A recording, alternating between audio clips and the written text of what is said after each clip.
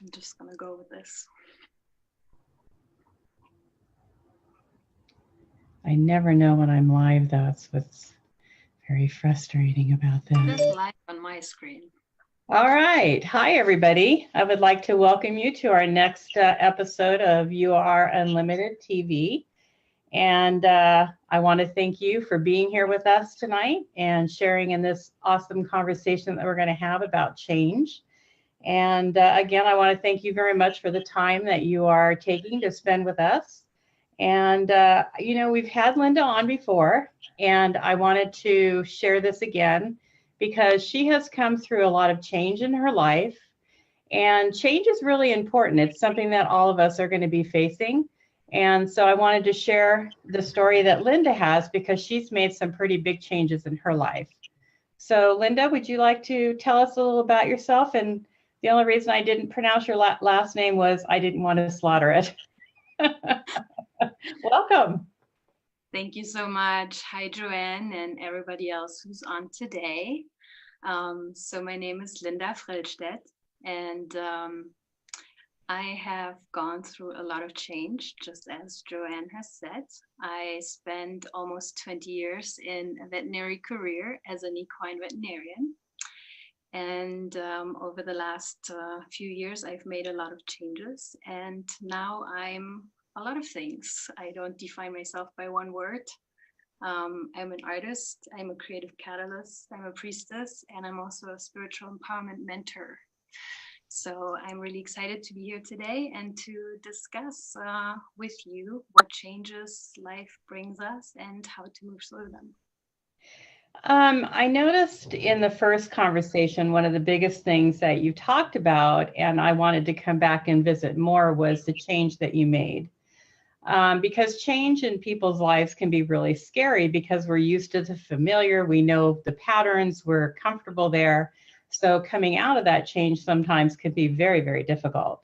So you were a veterinarian, which took a lot of schooling and education to be there. And then you decided to do something completely different. Could you talk about the process that you went through during that time period and how you were able to be able to make that change and be okay with that? Yeah, I definitely can. It was it's easy to talk about it now and to kind of look back and say this is the right decision that I made. And I can definitely say that I'm a lot happier than I was. And I don't think I could have ever imagined that I would be in the place that I am today. Mm-hmm. And it was definitely a hard decision because, like you said, vet school takes a lot of time. And after vet school, I went through specialty training, and I also got a PhD. And then I got the job that I thought was my dream job. And I thought this was it. I'm going to be here. I'm going to live this life, and I'm going to have this beautiful career working with horses, who I love very much.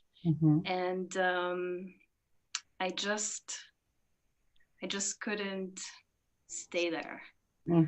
So it probably started maybe almost 10 years ago, where I always had this urge of like asking myself what it is that makes me happy. And at that time, I was working as a veterinarian. I was being surrounded by horses every day, lots of people, and I enjoyed what I was doing. But still, I always had this question, like, what is it that truly makes me happy? And I couldn't answer it. I knew there was something out there, but I had no idea what it was. Yeah. And so, the list was like things that probably everybody pursues, like, oh, I'm gonna, go up a step on the career ladder. I want to travel to these 3 countries. I want to make this much money. I want to have the perfect relationship. But none of that, when I was writing it down, really like sparked something in me. It was just this like, everybody else is doing it. So, which country have I not been to that I really want to go see? And maybe that is going to make me happy. And it didn't really happen. And so about 4 years ago, I was at a point where I just kind of like had a breakdown. Some people call it a spiritual awakening. And I just knew that something had to change, and I couldn't stay there. whatever changes I tried Mm-hmm. to make while I was working in that career, it just didn't work out, or it didn't make me feel any better. Mm-hmm. And I just I just didn't feel like I could stay there. And I'm not saying that everybody who's unhappy should go and quit their job or change their career or do anything like Yeah. that. It's Yeah. different for everybody. Mm-hmm. Um, but I think it's really important to follow your heart, to Mm-hmm. follow that little inner voice that is, pulling you in a specific direction, and to find that thing that brings you joy, Mm-hmm. whatever that is. Well, I think that you said an important thing because you were trying to figure out what was making you happy, and they were all superficial things, or I don't want to say superficial because they are important, but they're things that are on the surface. It's not really what's deep down inside of you. And you know what, when you were talking about that, what really struck me is when you had the first conversation, everybody was trying to convince you should go back to being a veterinarian, which really, quite frankly, now is kind of funny. Do you remember that? Yeah, it is very funny. Everybody was like, "Oh, when you say the word horses, you light up. Go back and do that," Yeah, you know? And yeah, yes, I love horses and I yeah, love other animals too, but that career itself, I don't see myself in that yeah. anymore. Uh-huh, I uh-huh. mean, maybe at some point I will work with Mm-hmm, animals in a different way, but mm-hmm, what I really enjoy is just connecting with them and having that bond with, dogs or horses, and mm-hmm. just enjoy that rather than always being the person who has to look after them and fix them. Right. Which is a big difference in how you would, not everybody would see it that way, but to be a veterinarian, that's what you're doing. You're taking the critical care part of something where you may want to take more of a daily role or a loving role. Not that the other isn't loving, but you know what I mean? It's like, Yeah, for sure. It, yeah. it's funny because a lot of people think, oh, being a veterinarian, it's like the best job in the world. You get to Mm-hmm, play with puppies all day and it's so much mm-hmm. fun. And, who wouldn't want to get paid and like be around animals and have fun all day? Yeah. But the reality is that when you're a veterinarian, and especially the position that I was in was a Mm-hmm, lot of times critical care and mm-hmm, emergencies, mm-hmm. there's not really fun there. There's, Yeah. it's very stressful, it's very demanding, it's long hours, and it doesn't matter how much you love animals and how Mm-hmm. much you want to be around them, it's still very stressful. Well, I think the important thing too to talk about here is that it's not right or wrong because some people do that and they truly love it, even though it's stressful and everybody has to go through that part of it.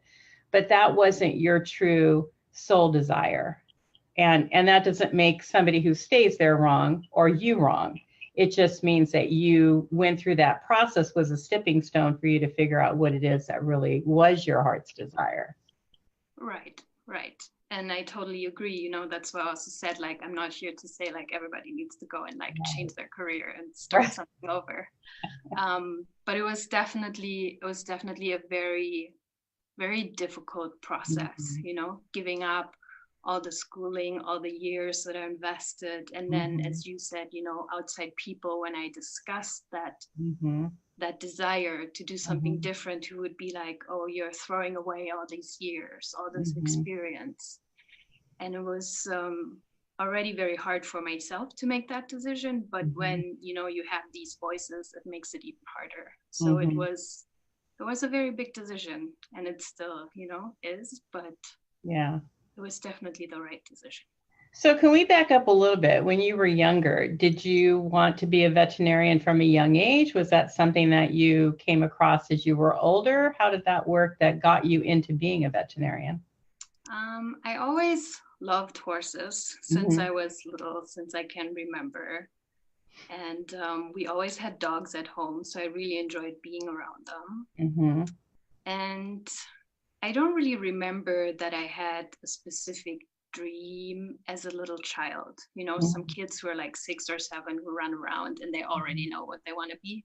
I don't Yeah. remember ever being like that. Mhm, And when I was a teenager, my parents started to breed horses. And so, we had the vet come out and like work on the horses. And at that point, it was like, oh, that's what I want to do. I can be with horses all day, every day. I can, be surrounded with them. I can help them. And I don't know, just kind of happened like this. The decision was made. So once you finally decided that that wasn't the path that you wanted to continue on, what kind of support did you have around you? Very little, to be honest. My parents were not very supportive, but I also didn't share a whole lot about it with them because of that. So there's probably like a handful of people, my sister, one of my brothers, and a couple of friends who were really supportive. The reason I'm asking is because you kept on that process. And one of the key words that you said was your soul's desire, to really listen to that inner voice. Can you talk about how you were able to do that and then come to the decision that you made? Because that's the important part of the process. Yeah. It was really, I was at a point where, as much as I, enjoyed being around horses or in that career, it just, like there was something inside me. It's like a lot of people talk about, like your inner fire. It's like when you're really doing what you love, like that inner fire, it's just on and you can feel it. Yeah. For me, it was like, I almost felt like something inside of me was dead. Oh. Like, even though I was working with horses and I enjoyed it, but there were so many other factors that like impacted that career and the situation that I was in, that I just felt like I had lost something. Like something just wasn't right. And I had no idea what it was that I'm being pulled towards, but I knew I couldn't stay there. I knew I couldn't keep doing this. Like in my job, I almost felt like a robot, I would go to work and I would do the same thing every day. And the patients that were there, like, I didn't connect with them on a deep level. It was almost like I was protecting myself, and I would have the patient and the patient would kind of be like, oh, it's the patient in stall number 1, instead of being like, oh, the horse's name is Billy and, we're taking care of Billy. For me, it's like, who's in stall number 1? What are we doing? Wow. And so when that happened, I knew I didn't want that. I didn't want to be disconnected from my patients. I didn't want to feel like a robot, and I didn't want to do that anymore. So I think that one of the things that keeps us in something that we don't really enjoy doing or making a big change is one, fear. And the other one is feeling like we're going to be making a wrong choice or a wrong decision, or you're going to be letting people down. And that's not what really is that inner voice. That's not what's really in our best interest. How did you deal with that part of it? I'm almost like, can you repeat the question? It's like there was like 3 questions in one. Well, I mean, it's a big step to do something like that. And it really does come back into your worthiness, your self-worth, to be able to say, no matter what the environment around me is wanting me to do, I have to do, like you said, that what puts that fire in me, what makes me go. And you were battling these 2 forces at the same time, because I know a lot of people, when you make choices like that, can say, are you crazy? You're making the wrong choice. And still you were able to go ahead with your heart and make those choices. How could you talk a little bit about that process of self-worth? Yeah. Fear is a big thing that you bring up, and it can hold us back in so many ways, because it's in our logic mind, it keeps us safe, right? It keeps us in a place where we know what happens around us and which direction we're going to, but it also keeps us from exploring new things, bigger things, and maybe a better life. Yeah. And so for me, the part of self-worth was very important. And initially I didn't realize that was the problem. I was just like studying more, working more, learning more. And even when I was in that position that I was in at the end, I was still taking another course to learn acupuncture for horses and pursuing something else and again and again. And there were times when I asked myself, why am I doing this?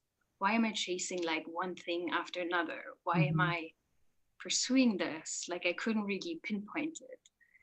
Until one day I was in a workshop over a weekend and the topic of self-worth came up, and that, you know, so many of us kind of battle the belief of I'm not enough or I'm not worthy. And having that as the motivator in life to, like, you know, take another class, get another degree or whatever, instead of really realizing that we are already worthy and we are enough the way we are, and we don't have to put like 15 titles on our CV to be special or to be unique. Like each one of us is here for a reason. We're all special in our own way, and we don't have to prove ourselves to be enough or to be worthy. And that was a very, very big revelation for me. And I think that was the point that really changed everything, you know, that I didn't feel anymore like I have to prove myself over and over with some certificate or a degree or working more hours. That it's really on your inside where you have to feel that you are worthy already. Right. Which most of us don't. And it's not, I mean, I think in our society, we learn not to have that self-worth. And it's something that you have to change and work who's back to really loving, unconditionally loving yourself and others. And then you do, because part of it is that we get wrapped up, but we were talking about, you know, all the titles and all the ways that you look good on the outside, but that's not really what's happening on the inside. And it sounds like that's kind of the process that you had to go through, where you don't care about what other people are thinking or wanting of you, that you have to be authentically in your truth. Yeah, exactly. And you know, it's such a good point that you're making. Like, we're not being taught how to love ourselves, how to take care of ourselves, how to put ourselves first, you know. It's always about like doing something for somebody else, pleasing other people, saying yes to every opportunity that comes along without really taking a moment to figure out if that is actually in my interest as well, or if it's just in the interest of somebody else. And so it's very important, and people are learning to be more aware of it, but it's not a normal thing that, you know, we each are educated about or we know how to do it for ourselves. So it's a big learning process. It is. And I think that's one of the biggest things that I wanted to revisit with you, because it wasn't like you woke up one day and just said, I'm going to do this. And, you know, you went through the process to grow in the decision that you were making and to be able to step into that. But on the other hand, I mean, when you look at the changes you made in your life, they're also very huge changes. It's not like, you know, I decided to change my hair color or, you know, wear a different kind of wardrobe. This is like a life change that you went through. Yeah, for sure. And it's, you know, it's like you say, it didn't happen overnight. Like it probably took me a good year to really have the courage and to say, I'm leaving. And then it still took, you know, months of planning out how I'm going to do it. Because it's not just that I decide, oh, I'm leaving this, but I also need to be able to take care of myself, right? Right. So it's the whole planning of like, how am I going to make it work? And so I had always been good about saving up some money.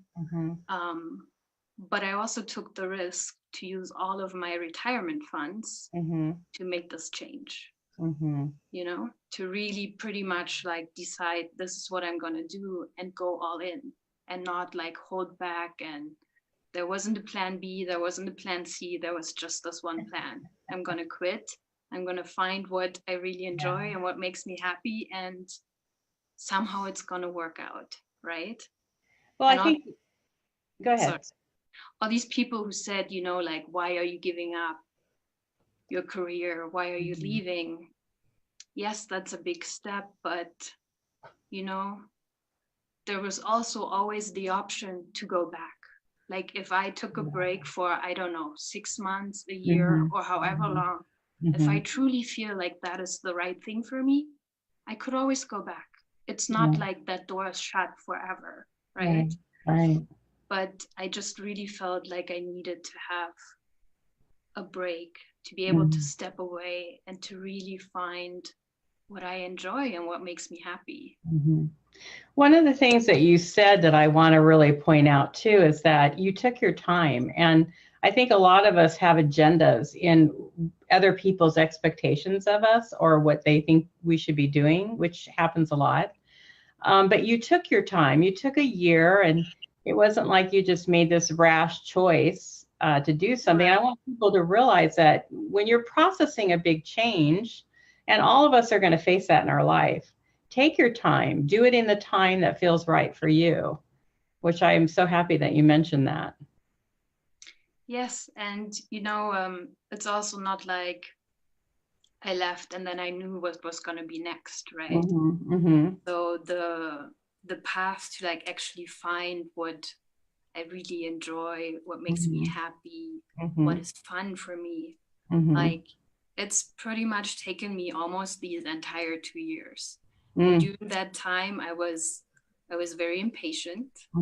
There were lots of times when I tried to push it and I was like, I just want to know, like what's my next thing? What is it that I'm gonna do? What is it that I'm good at? What is it that I'm supposed to be doing here on earth while I'm here, right? Like really being very impatient, very pushy, and that was very frustrating at times too, very frustrating to be in that place of like not knowing. And it's mainly been like the last few months where I'm like trusting more and I really surrender and I'm like, whatever it is that is coming up, when I find something that I enjoy, to just like spend more time with it and explore it more. Go more into that direction, and knowing that, like you said in the beginning, change is always going to be part of our life. So whatever I do now, whatever brings me joy now, it's wonderful that I have that and that I know that. But it doesn't mean that that won't change in 2 years or 5 years or 10 years. It's like this path that is always evolving. We're always changing. Find something new. Yeah, for sure.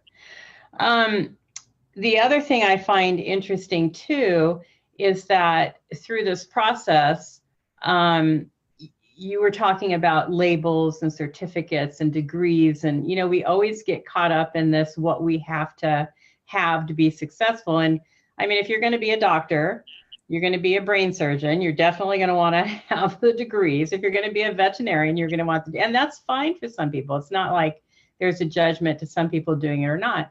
But I do think that when you have this desire in your heart of what you're here to do, sometimes we do get caught up or use degrees as an excuse to not move forward. Do you find that to be the case? And that's a good point too, when you get scared, when you're afraid of what's going to be next, or you're afraid to put yourself out there, and tell the world, hey, this is what I'm doing now. Because you could always go and take another course or get another degree that proves that you have, the knowledge and the experience. And a lot of people then get stuck in that and they never finish it, or they delay it with another degree. So there are lots of different ways of figuring out what it is that we want, but it's also really important to know when you're using like that fear kind of as a block, or when it's, like some resistance maybe in your life, and you really need to figure out how to get through that and have the courage to get to the other side. Do you have any tips for people on how they can at least be aware of it, or what they should be looking for or listening to? I think the biggest thing is to really get in touch with like your inner wisdom, your intuition. Mm-hmm. And that's different for everybody as well. But for me, the biggest things over the last couple of years have been to spend time in silence Mm-hmm. and meditation and to be really mindful. Mm-hmm. So, if somebody asks me to do something for them, I don't jump and say yes. I'm like, let me think about that, and figure out what to do. Mm-hmm. And I think it's very similar with things that like spark our interest and whether we want to move forward in that direction or not. Right. Whether that is fear or resistance. I think if you really tune in on your inside, you will know. Mm-hmm. And if it's something that you really want and you truly believe is the right thing for you to do, you will have the courage to move forward. Yes. You will overcome that fear. Mm-hmm.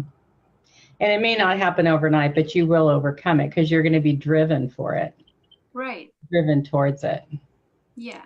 If it is truly something that you desire, you will. Mm-hmm. Yeah. Yeah. You said something else really important. You have a lot of wisdom in how you handle this and the way you share it as well. Because, for me, going into that quietness is the most important thing, because then it clears your mind. Well, there's two things I do, is going into meditation and really listening. And then I like doing like mindless housework, because I'll process during that time too. But you need to get to know who you are and what your desires are. Yeah, for sure. Yeah. And you will get there for sure. I can see that. Yeah. And, give yourself that space too. Because if you're always in this, our culture, it's like so fast right now. And people always on the phone or watching TV or keeping up with this and that.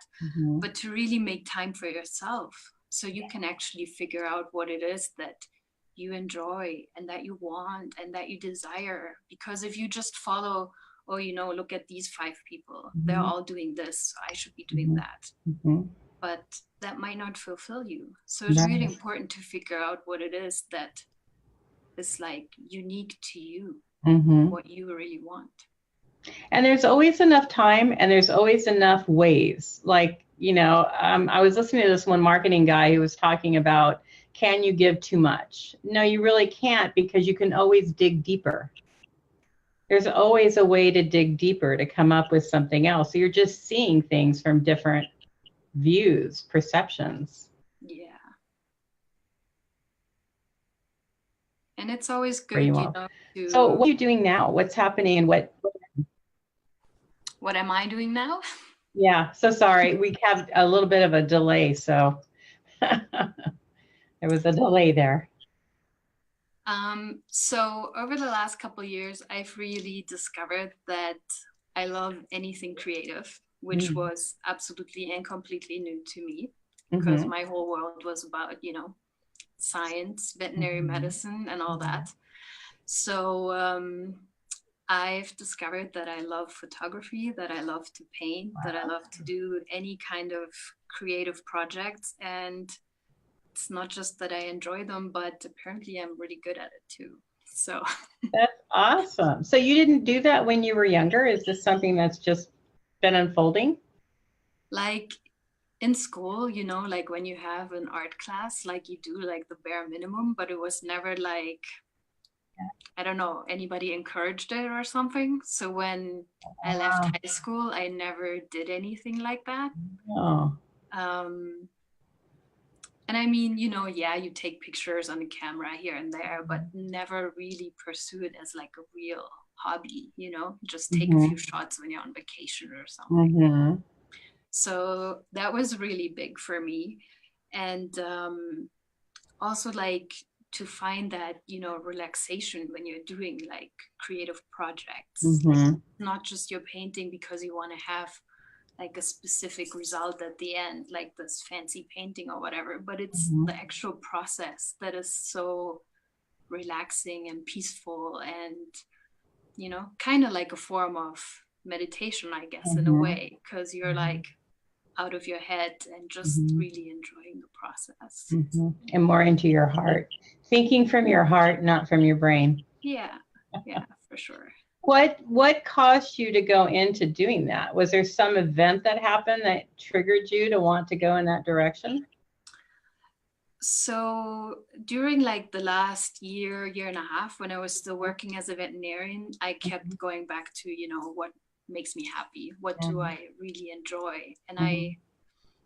I kind of did this like huge experiment where I had a calendar and where I looked up all the activities around the town where I was living. Mhm. And whenever I wasn't on call and I didn't have to be at work, I kind of forced myself to get out and to try something new. Wow. So I tried anything from like MMA and boxing over mountain biking, art, music classes, Uh-huh. hula hoop classes, like anything, just to like, get out and meet people, but also to find the things that I really enjoy and that are different than my daily, work schedule and the things that I'm exposed to there. And That's so I took a amazing. painting class and I don't know, I just can't describe it. It was like pure bliss. I just enjoyed it so much. I didn't want to stop. I didn't want to go home. Wow. It was I just a lot. mean, I hope people really heard what you said, because not only did you go outside the box and changing your career, but you really went outside the box and finding the new one. You didn't just sit in the corner and think, okay, what is my heart's desire, and wait for the universe to bring it to you. You put yourself out there. Yeah, for sure. That's incredible. So, how are you doing with that? Are you teaching? Are you working? Are you using it for therapy? What are you doing? So for a while I was just kind of doing it on my own. Mm-hmm. And then I offered some card making classes, kind of like birthday cards, Christmas cards. And I did that for a while. Mm-hmm. And at the moment, I'm using a process that is called creative alchemy, which is a process that is similar to art therapy, Mm-hmm. but maybe a little bit more abstract and spiritual, to put it in my words. Okay. Um, and so it's a process where you use color and paint Mm-hmm. to express your emotions, your feelings, any fears that you have. Mm-hmm. And, it's fun because you get like really messy with the colors and the paints. But it is also really powerful. And I've been using that for the last probably 8 or 9 months. Mm-hmm. And it has made a huge, huge difference in my life. Wow. So Are you doing classes in your area? Are you doing online classes? How are you teaching this? at the moment, it's mainly online Okay. and mainly as a one-on-one experience. Mm. Yeah. So are you like listening to what they're saying or what they're going through, and then do some art based on that? Is it like a more inspirational type of art where the subject comes out, or how does that work? The process work? So it's so I do the process for myself, but when I work with somebody else, I Uh-huh. guide them through the process. So Okay. I'm not releasing the feelings or Mm-hmm. fears for them. They're doing Mm-hmm. it themselves. Mm-hmm. And pretty much, they can use whatever they have at home. So I have Mm-hmm. like finger paints at my house and watercolors and crayons, but you could use, any type of like color markers or whatever. Like I Mm-hmm. actually love crayons and I like have a thing here. It's like these cheap markers that are like $2 Yeah. at the store. They Yeah. have amazing colors Yeah. and it kind of makes you feel like a little child. Yeah. A lot of fun, but Yeah. it's really an amazing process. How has it changed your life by doing this process? So when I left my veterinary career and when I was in this period of transition, I Mm-hmm. carried a lot of grief and a lot of sadness. Mm-hmm. Um, I think on one side for leaving that career, Mm-hmm. but also because of all the, experiences that I've had as a veterinarian with Mhm. sick horses, Mhm. with horses that need to be put to sleep. It's such a big part of that career. And Mhm. we're not really being taught, how to deal with those emotions, how to release them. We're Mhm. always the responsible person who makes, all these decisions and make sure that Mhm. everybody else is okay. But then when you go home, you don't sit down and say, oh, today was overwhelming and I have all this sadness that I need to get rid of, right? You just kind of like go home, carry on with your life. Mhm. And so after I left, I felt like all that was kind of like stuck and I had to like get rid of it. Yeah. And, all the conventional things like talking with a therapist or having like a woman's circle and talking about it, like there was some effect there, but I just couldn't really release it. Mhm. And so with this process, it has been, like I don't think I would have ever believed it if I hadn't done it myself. Mhm. But, through this process, I've really been able to let go of things that I've carried for years, even things from my childhood. Mhm. Um, and it has really gotten me to a point where I can say I'm truly happy and I truly feel joy. And of course, there are moments or situations, like our roommate had to put his dog down a few months ago, Mhm. where of course there's sadness, and I Mhm. totally know how it feels for him, how it feels for the animal, and it triggers things in me as well, but Mhm. it's very different level than I experienced before. Mhm. And it's something that is there in that moment, but it doesn't hang on to me for days or weeks or months. Mhm. Mhm. Have you ever thought of like working with veterinarians or even doctors? Because, they go through that kind of stress too with dealing with people that are really ill and, young or old or whatever, that Yeah, it could be a release process, even in just the whole medical field, vet or human. I think it would be amazing.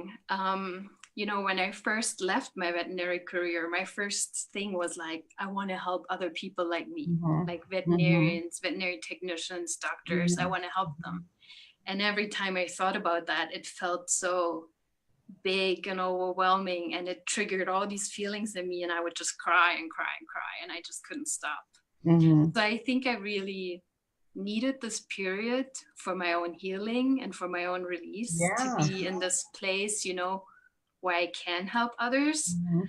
But this idea has definitely come up again over the last couple months, where I feel like now I'm in a place where I can share it with others and help others. Um, but there was definitely a need for this, break in between. I had never noticed this before, but I had to put an animal to sleep recently, and it was very traumatic. And I was working really close with the veterinarian that I've used for years, and I could tell even in him the agony that he was going through in this whole decision making process. And he was giving me all of my options, and you know, you could think of it this way or that way, or the end, we both knew that it was best for the animal. But I think that was the first time, because I had a dog that I put down a couple years ago who was really in a lot of pain, and he had worked with me through the cancer that this animal had had. Yeah. But in that time, it wasn't like this shock of this animal being sick all of a sudden, and what do you do? So I could see the agony in his face and the turmoil that he felt in making this decision as well. So I could see that being a really big part of that profession, especially because you're empathetic, and that's why you go into that job, into that profession, because you Yeah. care. Yeah. And that's exactly the big thing. Like, Mm-hmm. so many people who are in the veterinary world, the medical world, a lot of it Mm-hmm. caretakers. They're Mm-hmm. all empathic people, Mm-hmm. right? Because they care about others and that's why they want to help. Mm-hmm. But it's really easy to forget about Yeah. yourself, and to take care Yeah. of yourself. And you're not really being taught how to look after yourself. Right. And so I think it could be a great tool really to help people to still be in their career and to help others, but on the same time, kind of like releasing all those feelings and the trauma that comes with it and that you experience as well. Exactly. Because we need all the, we're all here for a different reason and we all have a different plan. And we need all people to do all these things, right? For us all to be able to function. So to being able to help people to release that, because you're right, we keep it in our body and it's like a memory that stays there. So it needs to come out to have the freedom and to be at peace. Yeah, for sure. Well, maybe we could think of that for you instead of you could work with horses. I think that would be fantastic to work with them. Yeah, if there's an there avenue. are definitely options. Yeah. So what are some of the biggest, how have people really, what are the biggest ways people have been affected by the work that you do? What are some examples of things that people have overcome? People who have experienced trauma as a child, for example. So a theme lately has been, people not feeling safe to express their emotions, carrying like anger within them from their childhood, because as a child they experienced situations with their parents where they were punished when they expressed their feelings or their emotions. And so they haven't felt safe, right? And so they carry that through their whole lifetime and become of it aware as an adult, but still don't really know how to release that and how to get in touch. And so it's this feeling where they think they're happy, but they don't really feel happy. They don't really experience joy. And they're like, I want to be excited. I want to feel joy, but I can't. And it's because that experience that they had in their childhood is holding them back. Yeah. And so to find a way to release these old things that are stuck. Some other big things are feeling guilty or ashamed because something happened in your life as a child or a teenager, and you carry that with you. And still as an adult, every time you, ask for help, you feel guilty because you learned that at a very young age, right? Or you were abused as a teenager and you feel ashamed, and it's still affecting you now as an adult. And those are big things, and a lot of people experience anxiety, they experience stress.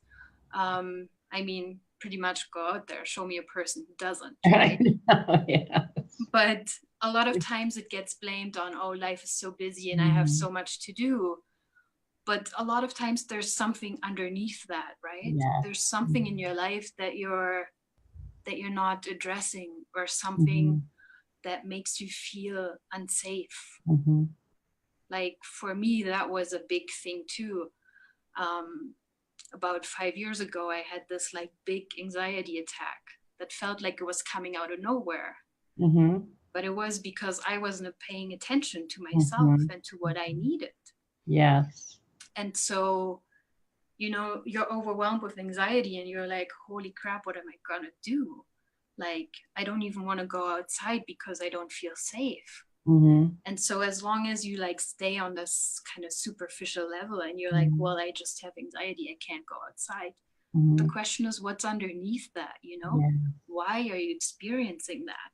Right. And are you willing to really look into that and then let it go? And it's not an easy process. And it's not like you do for example, this creative alchemy once and then it's gone. It's like layers and layers and layers. But, you know, when you get through that, you will go back to who you truly am, you know, that whole person who's able to experience joy and happiness and feel safe and supported. So there are lots of different things that people go through, right, where this can be helpful. I love how you say, you know, you may have to do it several times because our conscious mind can trick us. And so it's like what we call the onion effect, where you're peeling away as much as you can handle at the time. But I know anxiety is a big problem for people, and usually there is a core to why they're having that problem. So do you have to be an artist to be able to do this, or do you just go through this process and it's okay if it's not in any certain way? You don't have to have any experience. Like, anyone can do it. And, you know, it's not like, the goal is not to produce something that looks great, that you're going to hang on your wall. Like, there's no expectation. Like, a lot of my stuff, it looks like a 5-year-old just took a pencil and went crazy. Like, the point is not to make something pretty. The point is just to release everything that you're holding on to. And so a lot of them are like messy, ugly, whatever you want to call them, but it doesn't matter, you know. The thing that matters is that you let go and that you're able to experience life in a different way. Yeah. Is there any kind of age requirement on this, or can you help anybody go through this? I think anybody can do it. I've only done it with adults so far. I've been kind of playing with the idea of maybe trying it out with, you know, teenagers. I'm not sure in terms of like children. You could probably just let them go through their own thing, but it's not this, you know, like consciously like going through the whole process. I think like once you get like below a certain age is probably more difficult. But I think, you know, teenagers, adults, for sure. Okay, interesting. I think that just bringing people back to the state of who they are, that's the biggest thing. So how long would it take somebody to go through the process to actually start seeing results? Does it vary? So the actual process, when you go through it, it's probably half an hour, 45 minutes. If you've done it a few times, you can do it even faster. It really depends how in tune you are with yourself, what you're feeling, if you're really willing to let it go. So then you can feel kind of a faster shift.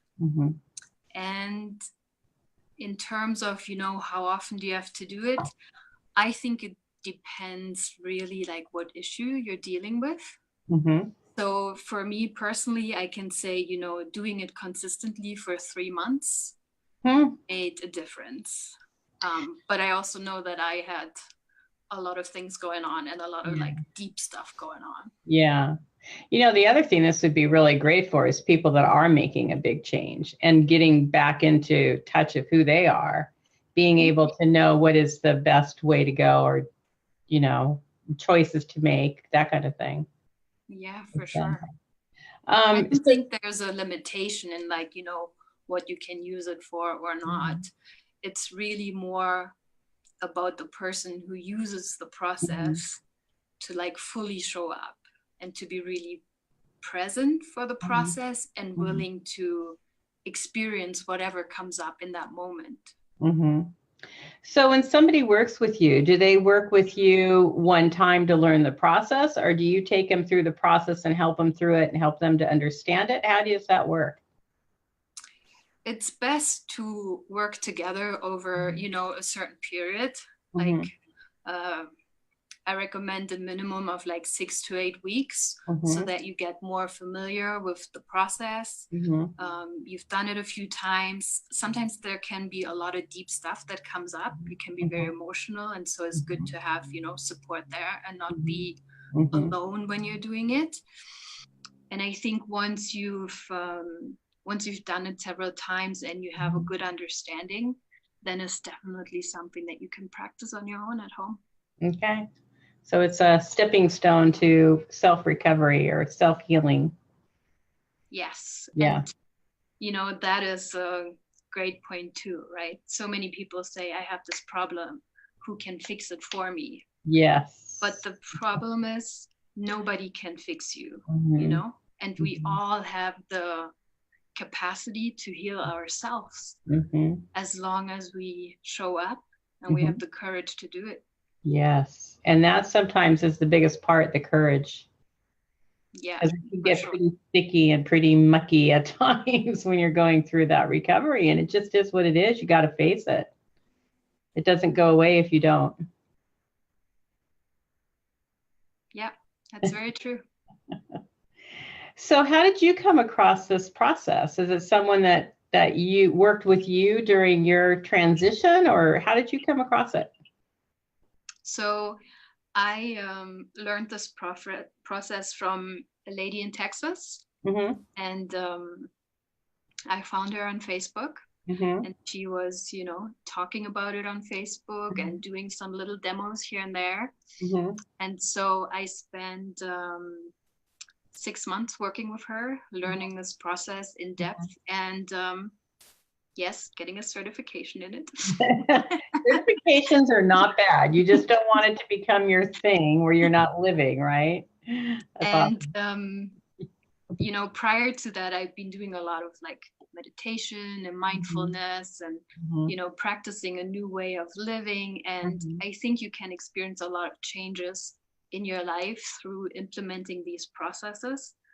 But I really felt like it's such a cool tool to add to that process. And, like I said, I've enjoyed it for myself. It has helped me so much.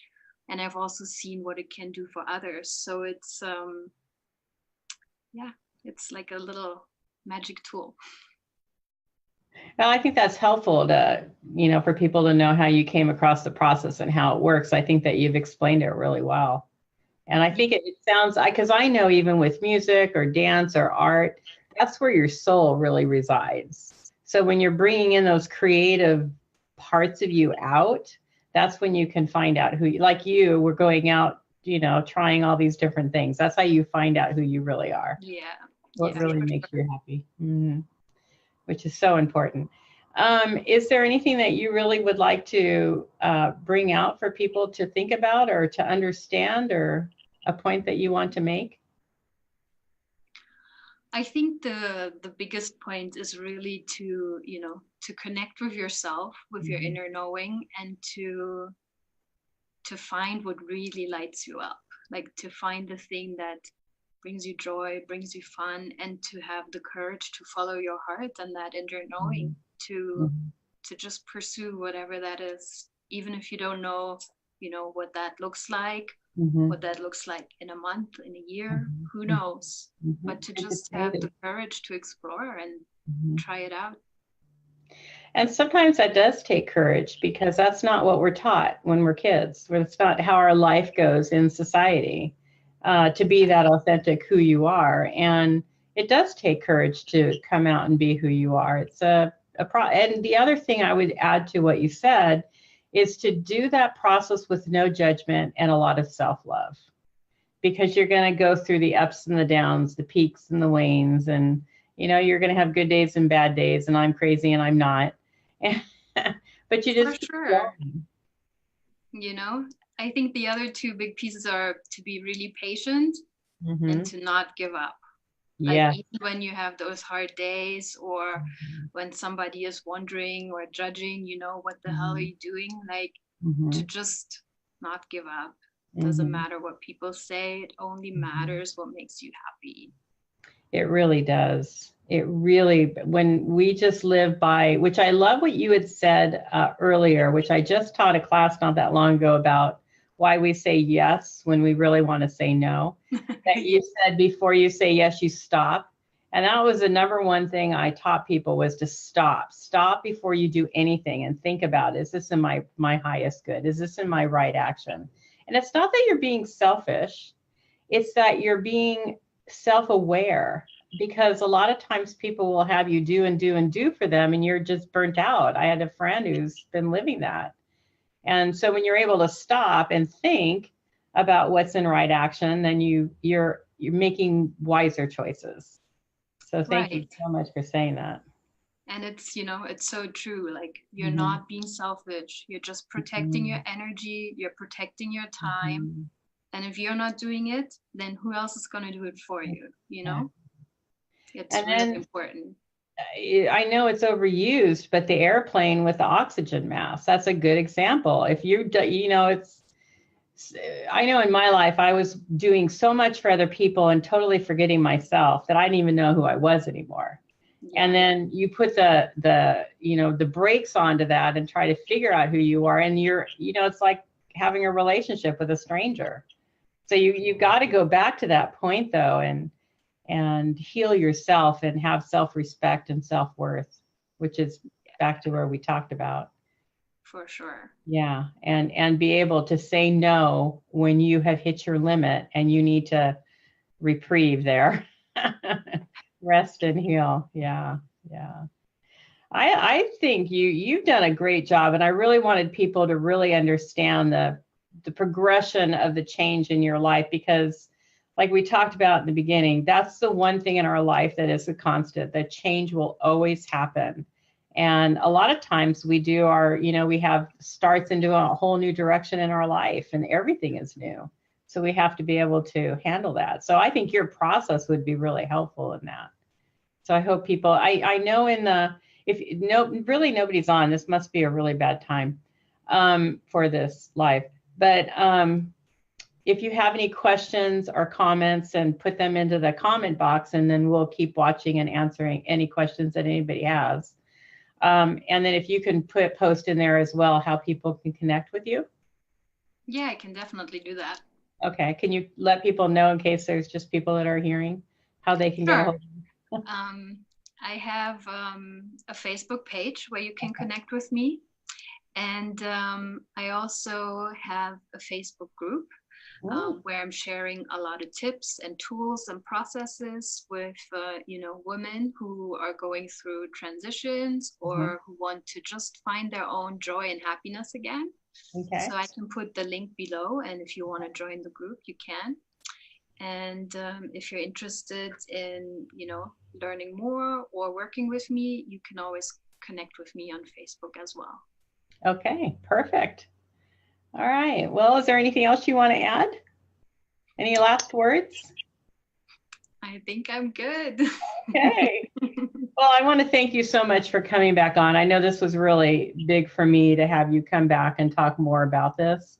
And I thank you for being an example of, because we all are going to make changes, and you made big changes. And it's a great example of seeing your beautiful face and how well you've been able to go through it, and that you survived. You're here Yes.